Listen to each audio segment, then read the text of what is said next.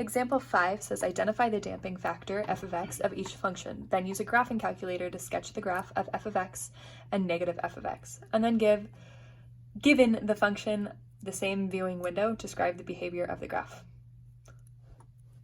Okay, sorry, I read that wrong.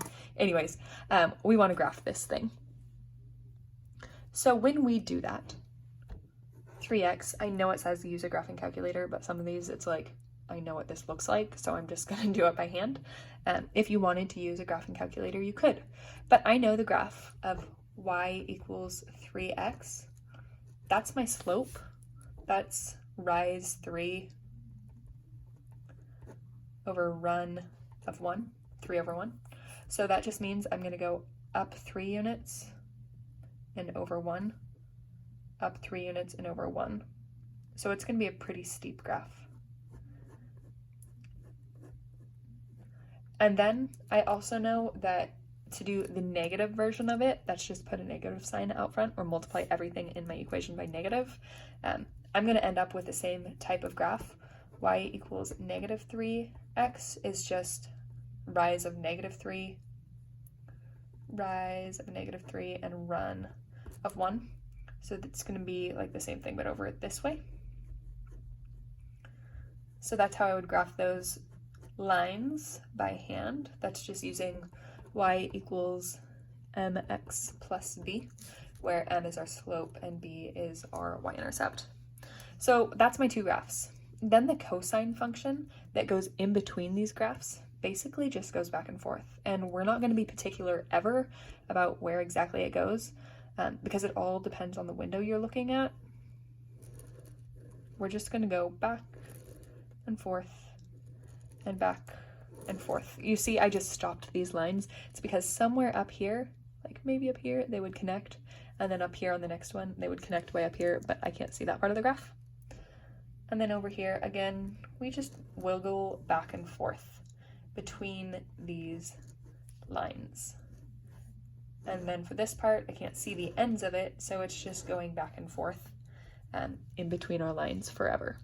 So that's how we graph a function like this. Again, we're just doing sketches of it. We sketch the thing that controls the amplitude, and then we just squiggle back and forth. Here, that controls my amplitude. We should know that x squared is a parabola that looks like so. Negative x squared is just flipped over the x-axis.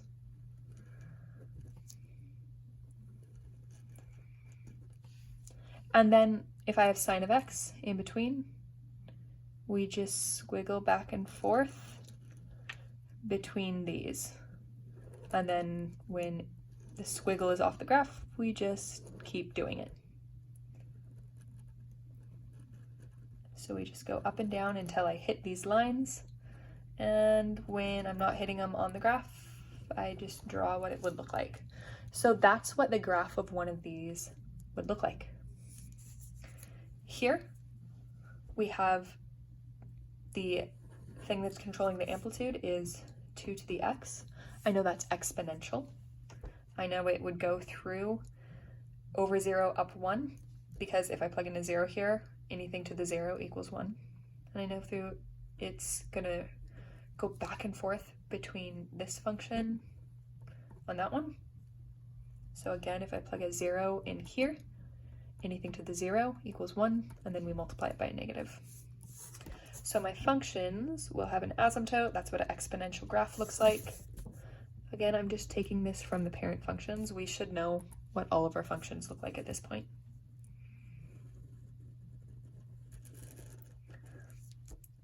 So that is the graph of y equals 2 to the x and y equals negative 2 to the x.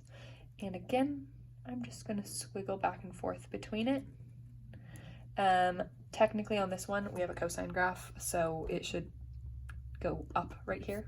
We should hit 1, but again, I'm not going to be too particular about it. We just squiggle back and forth until we reach the end of our graph. And again, technically these would like go up here, and then this one would go down and back, but we're just going to do squiggles. If you wanted to see these graphs, you could type them into Desmos to confirm that these are accurate, but they are. You just graph the thing out front, squiggle back and forth between the positive version of it and then the reflection over the x-axis of it. That's how we're going to graph these damped functions, damped sinusoidal functions.